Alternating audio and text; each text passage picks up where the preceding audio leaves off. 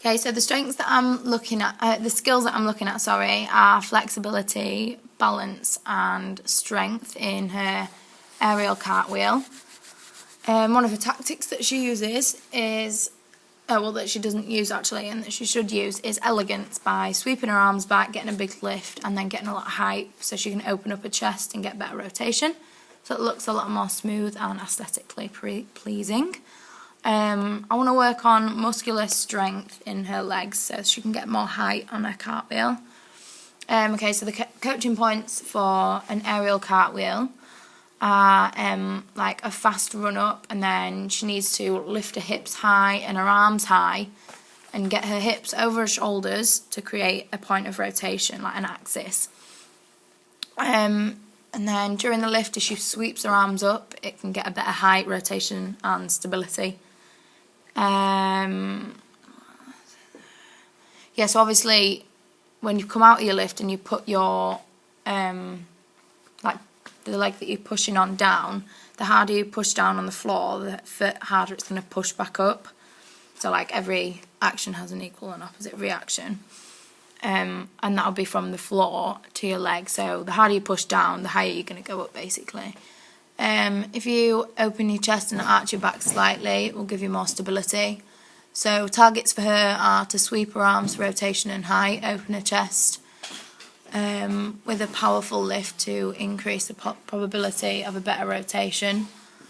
Okay, so some of the practices, I'm going to use whole practice.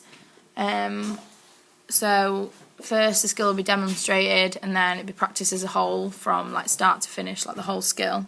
It's done on dangerous skills and fast ballistic skills because you can't really like separate up. You can't really separate up a skill like that. It's pretty impossible. And then some of the other practices that we're going to do in the sessions are like using a springboard to facilitate height and then give kinesis of the skill by opening up her chest and sweeping her arms back, and she can get more shoulder flexibility by that as well.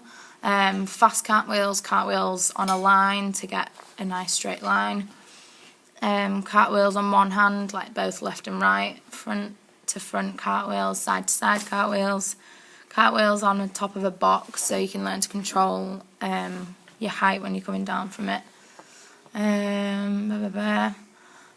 So when you do this, it'll use all the agonistic muscle pairs to improve your coordination and fluency. So that's going to improve muscular strength in your legs.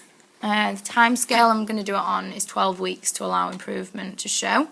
From week 1 to week 3, I'll use moderate intensity and do like an hour and a half session. 4 to 8, I'm going to do a higher intensity than obviously the previous 3 weeks and do it for 2 hours, and then from 9 to 12 I'm going to make it really intense and probably do it for about 2.5 hours, 2 hours. A gradual increase in intensity and like duration will eventually increase flexibility and a muscular strength in our legs, so the skill can look more aesthetically pleasing.